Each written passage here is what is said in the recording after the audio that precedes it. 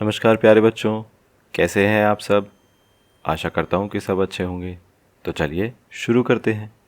आज हम करेंगे वर्कशीट नंबर 68। अगर आप यही वर्कशीट हिंदी में देखना चाह रहे हैं तो वीडियो के डिस्क्रिप्शन में दिए लिंक पर जाकर देख सकते हैं। यह वर्कशीट 22 सितंबर 2020 की है। यहाँ पर बच्चे अपना नाम लिखेंगे, यहाँ पर अपने क्लास टीचर का नाम लिखेंगे। चलिए शुरू करते हैं। Prime Minister is the most important political institution in our country. There is no direct election for the post of Prime Minister. यानी प्राइम मिनिस्टर की पोस्ट के लिए कोई डायरेक्ट इलेक्शन नहीं होता। मतलब ऐसा नहीं होता कि आप पब्लिक को बोलो कि आप प्राइम मिनिस्टर के लिए वोट करें, या उसके लिए कोई वोटिंग प्रोसेस नहीं होता। वो कैसे होता है? The president appoints the leader of the party और the coalition of parties that commands a majority in the Lok Sabha as prime minister. यानी कि जो प्रेसिडेंट होता है वो किसको अपॉइंट करता है? प्राइम मिनिस्टर को। कैसे? लोकसभा इलेक्शन से। लोकसभा इलेक्शन होते हैं जिसमें आप किसी एक पार्टी को जिताते हो, या मान लीजिए कोई पार्टी, एक पार्टी अगर मेजोरिटी हासिल नहीं करती है, मेजोरिटी का मतलब होता है 50% ऑफ सीट्स जिसको नहीं मिलते हैं, वो क्या करते हैं? वो एक कोलिशन बनाते हैं। कोलिशन यानी गठबंधन बनाते हैं। दो या दो से अधिक पार्टियां मिलके क्या कोशिश करते हैं कि वो लोकसभा में मेजोरिटी पा सके, यानी 50% सीटें पा सके। तो या तो वो एक पार्टी जिसको मेजोरिटी मिल जाती है, या वो पार्टियों का गठबंधन जो मिलाकर मेजोरिटी बना लेते हैं, उनका जो लीडर होता है उसको प्रेसिडेंट अपॉइंट करता है एज प्राइम मिनिस्टर। ठीक है। However prime minister may be a member of any of house of parliament. लेकिन ज़रूरी नहीं है कि प्राइम मिनिस्टर जो है वो लोकसभा का ही मेंबर हो, वो राज्यसभा का मेंबर भी हो सकता है। फिर आते हैं पावर्स ऑफ प्राइम मिनिस्टर पे, कि प्राइम मिनिस्टर के पास क्या क्या पावर्स होती हैं। The prime minister is the head of the government. यानी गवर्नमेंट का हेड कौन होता है? प्राइम मिनिस्टर होता है।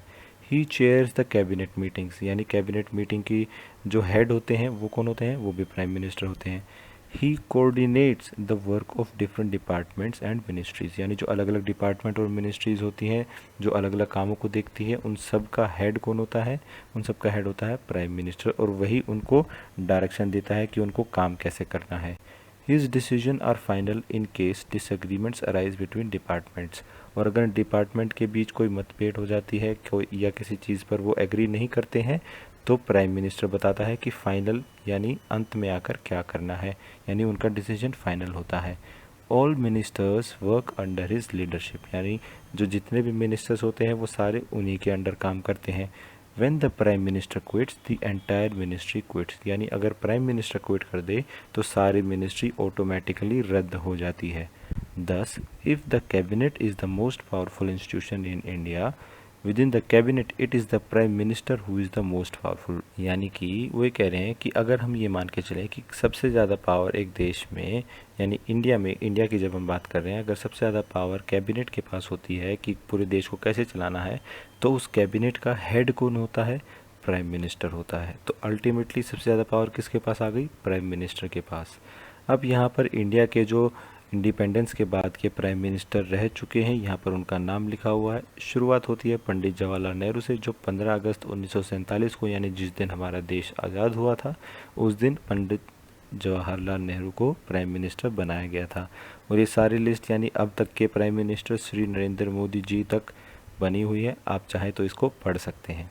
चलिए अब हम कुछ सवालों के जवाब देते हैं। Question number 1, I was the only female prime minister of independent India till date, guess my name. वो क्या पूछ रहा है कि यहाँ पर उस प्राइम मिनिस्टर का नाम लिखना है जो अब तक की, यानी इंडिपेंडेंट इंडिया की अब तक की सिर्फ इकलौती फीमेल प्राइम मिनिस्टर हैं। तो ये हम जानते हैं, ये हैं श्रीमती इंदिरा गांधी, जो 24 जनवरी 1966 को पहली बार इंडिया की प्राइम मिनिस्टर बनी थी। तो यहाँ पर हम इसका आंसर लिख देते हैं, श्रीमती इंदिरा गांधी। चलिए क्वेश्चन नंबर 2 पर आते हैं। I serve the nation as a prime minister for 10 years while being the member of Rajya Sabha, find out my name with the help of your family. यानी यहाँ पर वो ये पूछ रहा है कि मैं एक ऐसा प्रधानमंत्री हूँ जिसने प्रधानमंत्री की पोस्ट को 10 साल तक संभाला, क्या रह के? एक राज्यसभा का मेंबर रह के। ठीक है, लोकसभा का नहीं, राज्यसभा का मेंबर रह के।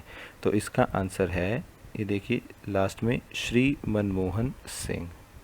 तो ये भी हम लिख लेते हैं, श्री मनमोहन सिंह। चलिए क्वेश्चन नंबर 3 पर आते हैं।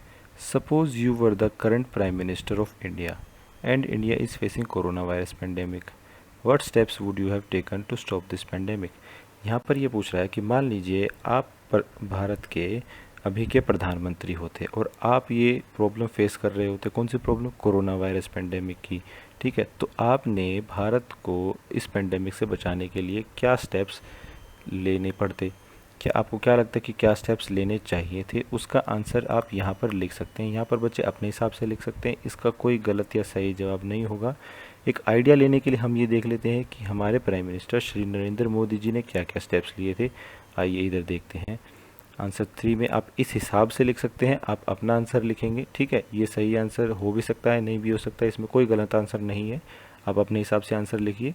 एक आइडिया लेने के लिए हमारे प्रधानमंत्री श्री नरेंद्र मोदी जी ने क्या किया था, उन्होंने सबसे पहले लॉकडाउन किया, यानी सब कुछ बंद कर दिया, सब हर किसी को अपने घरों के अंदर बंद कर दिया कि कोई घर से बाहर नहीं निकलेगा, कोई किसी काम पे नहीं जाएगा, सारे फैक्ट्री सब कुछ बंद कर दिया।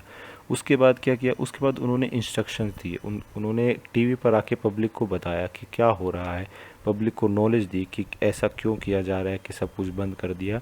वहाँ पर उन्होंने साफ साफ पब्लिक को बताया कि ये सिचुएशन आ गई है और इसको हम कैसे टैकल करेंगे, ये भी उन्होंने बताया, ठीक है, ताकि पब्लिक को भी पता रहे कि एक्चुअल में क्या हो रहा है। उसके बाद उन्होंने मेडिकल कम्युनिटी को सपोर्ट किया, यानी ये एक ऐसी बीमारी है तो मेडिकल कम्युनिटी को सबसे आगे रखा गया था, ठीक है।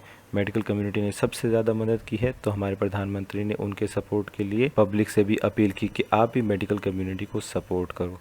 और क्या किया उन्होंने PM care fund for economy, यानी जब उन्होंने ये बताया कि सारे बिज़नेस वगैरह सब कुछ बंद हो जाएगा तो यानी काम धंधा तो होगा नहीं, और उससे क्या होगा, हमारे देश की इकोनॉमी नीचे आ जाएगी, उसको दोबारा ऊपर उठाने के लिए हमें पैसे की ज़रूरत है। तो वो पैसा कहाँ से आया, उन्होंने पीएम केयर फंड बनाया जिसमें पब्लिक ने पैसा डोनेट किया ताकि हम इंडिया की देश की इकोनॉमी को दोबारा से ऊपर ला सके।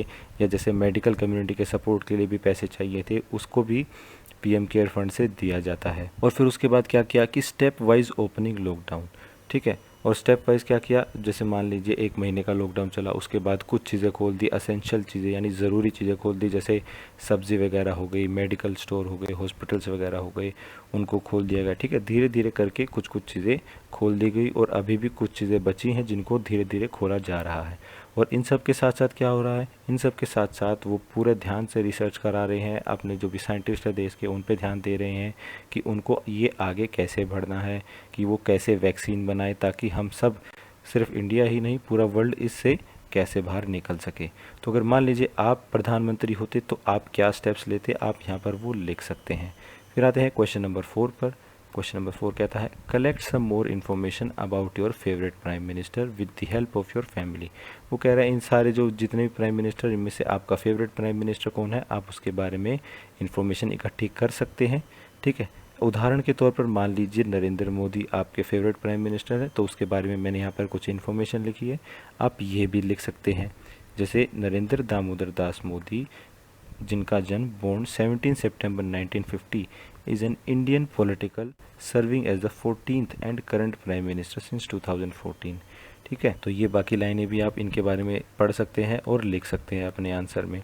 या इसके अलावा अगर आपका फेवरेट प्राइम मिनिस्टर कोई और है तो उनके बारे में भी आप ऐसे 4-5 लाइनें लिख सकते हैं। आज की क्लास यहीं ख़त्म होती है। अगर आपकी कोई डाउट्स हैं तो आप नीचे कमेंट सेक्शन में पूछ सकते हैं। कल फिर मिलेंगे, कुछ नया सीखेंगे। तब तक के लिए थैंक यू एंड जय हिंद।